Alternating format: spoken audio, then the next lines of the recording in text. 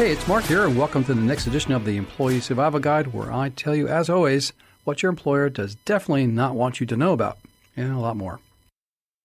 Okay, let's unpack this. It might surprise you to learn that surgeons, well, the professionals we really rely on, actually have the highest rate of suicide among physicians. Yeah, it's quite a stark statistic. There was a study back in 2011, I think. That's the one. It highlighted that, get this, 15% reported considering suicide at some point in their career. 15%. And wasn't it something like 6% just within that past year? Exactly, 6% in 1 year. When you hear a number like that, it really, it makes you stop and think about the immense pressures people face. Definitely. Even people who seem incredibly successful on the surface. It's a truly striking paradox, isn't it? These are individuals, operating at the absolute peak of a demanding profession. Mm-hmm. Top of their game. Yet they're grappling with such profound internal struggles. It just begs the question, what is it about this high-stakes environment? What is it that contributes to this reality? That's exactly what we're diving into today. We want to explore the complex factors, the things contributing to these mental health challenges in surgery. And also look at potential paths toward, support and change, real change. Right. And to really get under the skin of this, we're drawing on some pretty compelling material. We are. We have the presidential address by Dr. Carrie Cunningham. Incredibly powerful and personal stuff. Given to the Association for Academic Surgery, right. And thankfully, there's a YouTube transcript available. Yeah, which is great. And we're also weaving in insights from 2 articles that shed more light on this really serious issue of physician suicide. So consider this your kind of streamlined guide. We want you to be well-informed on this crucial topic. Mm-hmm. And our aim is to go beyond just, listing facts. Right. We want to extract the core insights, understand the complexities underneath, and hopefully identify some actionable takeaways. So where do we start? How do we begin to unravel this? Well, I think Dr. Cunningham's address is a really compelling entry point, just because it's so rooted in her own lived experience. Absolutely. I mean, here's someone who achieved remarkable success by any conventional standard. Totally. Former top junior tennis player, Harvard professor of surgery. Yeah, with significant research funding and R01 grant. And president of the AAS, a major surgical association. The list is impressive. It really is. And that's precisely what makes her story so, resonant. Because alongside all of that success, she bravely shared her own long-term battles. Yeah, with depression, anxiety, and also a substance use disorder. That juxtaposition, her professional triumphs versus her personal challenges, it really forces us to confront that common misconception, doesn't it? That outward success equals inner well-being. Yeah, absolutely. And what's particularly noteworthy is the sheer courage it took for her to be so open. Oh, for sure. She was fully aware of the potential risks, the professional repercussions of sharing something so personal on such a public stage. And her motivation for taking that risk. It was incredibly powerful. It really was. It seemed to stem from this profound desire to prevent others, her colleagues, from experiencing similar suffering. And specifically to reduce suicide, right? Inspired by losing her friend, Dr. Christina Ray Berkeley. Exactly. That loss clearly had a huge impact. And it's crucial to note, she acknowledged her own privilege even as she spoke. Mm-hmm. She described herself as, I think, capable, free, white, and with resources. Right. And she explicitly recognized how much harder these struggles must be for others. For medical students, residents, people without those advantages, facing systemic barriers, that awareness adds real weight to her message. It really does. One of the key points she made, and this feels really important, was the need to move beyond terms like burnout. Or wellness, even. Right. When we're actually talking about serious mental health crises. That's such a vital distinction. She emphasized that, okay, burnout can contribute, sure. But it's often not the fundamental issue. And the solutions aren't just, more self-care. No. She put it very directly, didn't she? Something like, all the Peloton rides in the world are not going to make my depression go away. Exactly. And she paints a pretty sobering picture of how these crises can develop.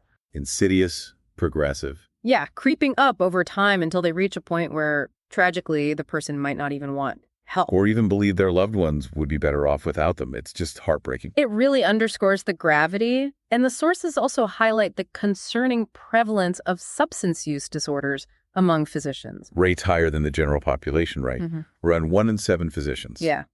And this is linked, sadly, to that higher suicide rate we see in doctors. And the data she cited from the American College of Surgeons survey. Wow.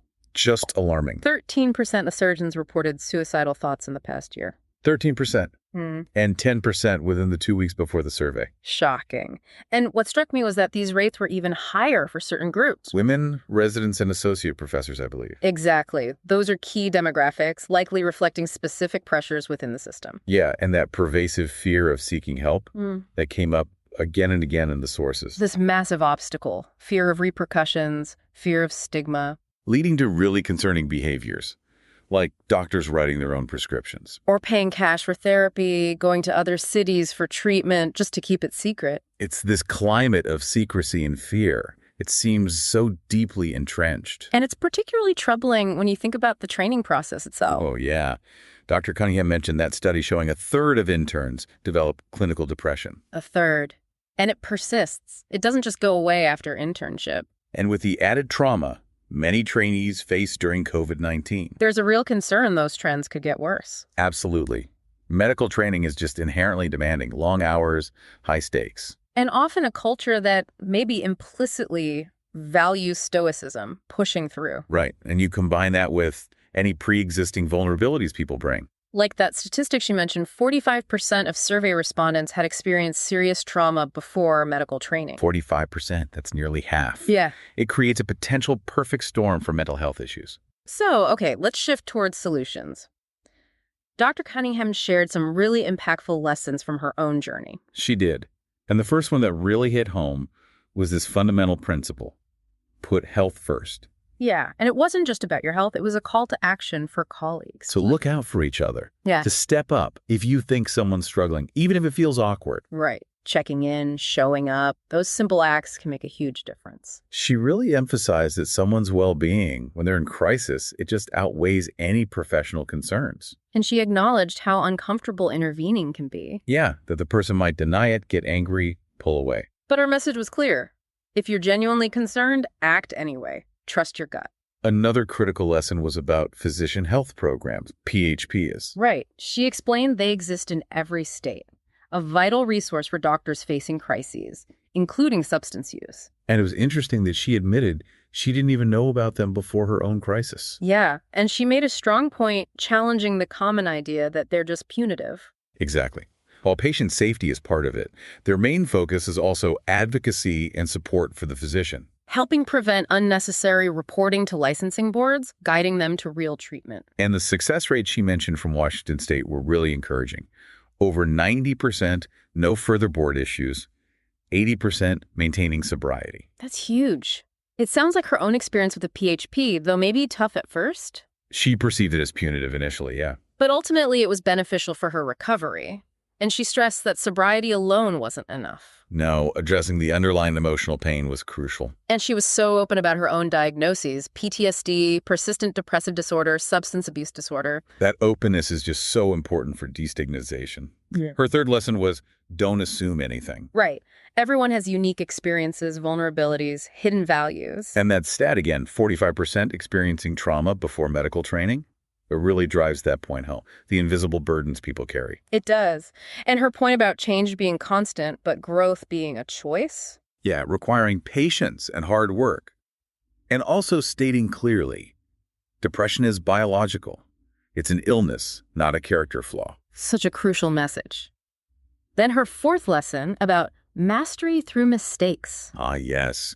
Challenging that ingrained culture of perfectionism in surgery. This one really resonated. The idea that you get better by learning from mistakes, not by trying to be flawless. She talked about how that fear of failure, of losing, can be so destructive. And those internalized bruises from that perfectionist culture. Yeah, they stop people reaching out for help when they most need it. And the emphasis on self-compassion really stood out. Definitely. That we're often kinder to others than ourselves. And relying on external validation is just not sustainable in the long run. Her fifth lesson linked recovery and identity. She broadened the definition of addiction. Right, not just substances, but any behavior used to avoid vulnerability. And recovery isn't just stopping the behavior, it's this whole process. Self-reflection, processing trauma, building healthy coping skills, nurturing connections. And consciously separating your professional identity from your personal worth. That's vital in a field like surgery. Where the job can so easily become everything, her point about reconnecting with other parts of life, other values, was powerful. Then the sixth lesson, authentic connection is everything.